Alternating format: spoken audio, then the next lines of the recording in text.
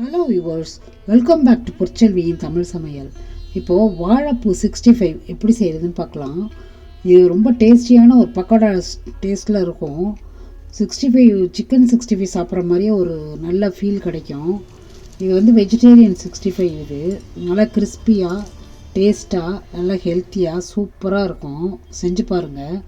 வாழைப்பூவை இந்த தனித்தனியாக அந்த பூவெல்லாம் எடுத்துகிட்டு அதில் உள்ள நடுவில் உள்ள அந்த தண்டை எடுத்துடணும். அது வந்து செரிமானம் ஆகாதுன்னு சொல்லுவாங்க. சிலருக்கு வந்து அது வந்து வயிறு அப்செட் ஆகும். அதனால் வந்து நம்ம அதை எடுத்துடணும். ஏன்னா இது வந்து மற்ற பூவெல்லாம் வேகிற மாதிரி இது சீக்கிரம் வேகாது, கொஞ்சம் ரஃப்பாக ஆகிடும் அது. அதனால தான் நம்ம அதை எடுத்துடுறோம். இந்த மாதிரி கம்ப்ளீட்டாக பூவில் இருக்கிற எல்லா அந்த நடுவில் உள்ள தண்டையும் எடுத்துட்டு அதுக்கப்புறம் நம்ம அதில் வந்து 65 பண்ணலாம். வாழைப்பூ வந்து பெண்களுடைய கர்ப்பப்பைக்கு நல்ல ஒரு உபயோகமான ஒரு வெஜிடபிள் இது. இதை வந்து வாரம் ஒரு தடவையாவது 2 தடவையாவது சேர்த்துக்கணும் லேடிஸ் எல்லாம். இதில் நிறையா ஹெல்த்து, இது வந்து தோற்பு சக்தி அதிகமாக இருக்குது. ஈவன் சுகர்லாம் கூட இது வந்து கண்ட்ரோல் பண்ணும். நம்மளோட காய்கறியிலே தோற்பு சக்தி அதிகமாக உள்ள ஒரே ஒரு காய்கறி வாழைப்பூ தான்.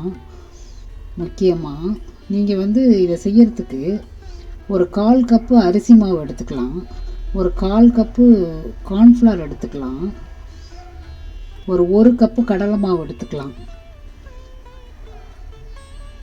பூண்டு இஞ்சி பேஸ்ட்டு வந்து கொஞ்சம் எடுத்துக்கலாம், 1 டீஸ்பூன் இருந்தால் போதும். மிளகாய் பொடி ஒரு 2 டீஸ்பூன்ஸ் எடுத்துக்கோங்க. இது வந்து நல்ல ரெட் சில்லி பொடியே எடுத்துக்கலாம். கொஞ்சம் சால்ட் எடுத்துக்கலாம். ஒரு டீஸ்பூன் சோடா உப்பு எடுத்துக்கலாம். இப்போது நம்ம அந்த வாழைப்பூவை போட்டுட்டு மிளகாய் பொடி அதில் போட்டுட்டு பூண்டு இஞ்சி பேஸ்ட்டை போட்டுட்டு சால்ட்டையும் போட்டுட்டு நல்லா வந்து பிசைஞ்சு வச்சுக்கணும். இது பிசைகிறப்போ கொஞ்சம் எண்ணெயும் விட்டு பிசைஞ்சுக்குங்க. அப்போ தான் வந்து அந்த மசாலா வந்து அதுலேருந்து உதிர்ந்துடாமல் இருக்கும். நம்ம அந்த மிளகாய் பொடி பூண்டு இஞ்சி பேஸ்ட்லாம் போட்டு பிசைஞ்சு வைக்கிறதுனால வந்து உப்பு காரம் நல்லா பிடிச்சிக்கும். அதில் 2வது மசாலாவையும் அது கீழே விடாது, உதிர்ந்து போயிடாது, அப்படியே வந்து ஒட்டிக்கும். அப்போ வந்து நமக்கு எண்ணெயில் வந்து போட்டு எடுக்கிறப்ப சாப்பிட்றப்ப பக்கோடா டேஸ்ட்டு, அதாவது 65 டேஸ்ட்டு கிடைக்கும். இப்போ இதில் வந்து நம்ம வந்து வெறும் மாவுகள் மட்டும் சேர்க்க போகிறோம். அதாவது கடலை மாவு, அரிசி மாவு, சோள மாவு எல்லாத்தையும் அதில் போட்டு நம்ம உதிராக கிளறி வச்சுக்கலாம். இதுக்கு தண்ணி வந்து ரொம்ப சேர்த்துடக்கூடாது, கொஞ்சம் கொஞ்சமாக அதில் வந்து சேர்க்கணும்.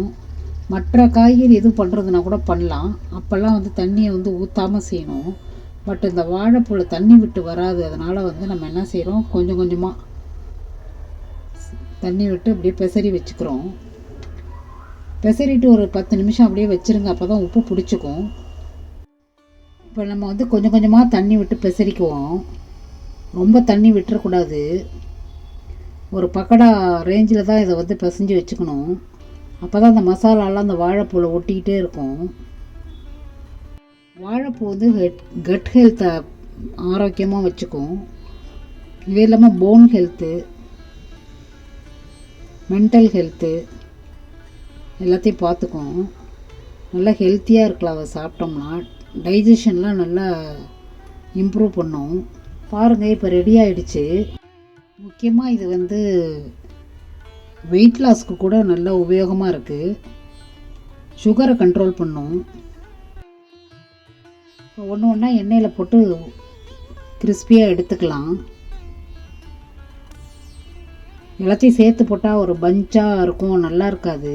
இந்த மாதிரி ஒன்று ஒன்றா போடுங்க, இல்லை கொஞ்சம் ஒரு 2 அல்லது 3 சேர்த்தா மாதிரி போடுங்க. போட்டு பொன்முருகலாக வந்தோடனே எடுத்துருங்க. நம்ம வாழைப்பூ 65 ரெடி ஆகிடும். நார்மலாக வந்து தமிழ் வைத்தியத்தில் வந்து தோற்பு சுவையை வந்து நம்ம சேர்த்துக்கணும்னு சொல்லுவாங்க. நம்ம பெண்களுக்கு வந்து மாதவிடாய் நிற்கிற காலத்தில் வந்து, அதாவது மெனோபாஸ் பீரியடில் வந்து நிறையா ப்ளீடிங் ஆகிறதெல்லாம் கூட இது வந்து இடித்து காலையில் வெறும் வயிற்றில் அந்த சாரை மட்டும் எடுத்து கொடுப்பாங்க. அப்போ அது வந்து ஓவர் ப்ளீடிங்லாம் ஸ்டாப் பண்ணிடும். இது வந்து பெண்களோட ஆரோக்கியத்தில் முக்கிய பங்கு வகிக்குது. இதை கட்டாயமாக வாரம் 2 தடவை செஞ்சு சாப்பிடுங்க. ஈவன் பச்சையாக கூட நம்ம வந்து இடித்து சாறு எடுத்து சாப்பிட்லாம். இதை இந்த வீடியோ வந்து உங்களுக்கு உபயோகமாக இருக்கும்னு நான் நினைக்கிறேன். இந்த வீடியோ பிடிச்சிருந்தா லைக் பண்ணுங்கள், கமெண்ட் பண்ணுங்கள், ஷேர் பண்ணுங்கள். மறக்காமல் சப்ஸ்கிரைப் பண்ணுங்கள். உங்கள் ஃப்ரெண்ட்ஸ் அண்ட் ஃபேமிலிக்கு ஷேர் பண்ணுங்கள். மறக்காமல் பெல் ஐக்கான் அமைக்கிக்கங்க. அப்போ தான் நான் வந்து போடுற வீடியோலாம் நோட்டிஃபிகேஷனில் உங்களுக்கு அப்பப்போ வந்து சேரும்.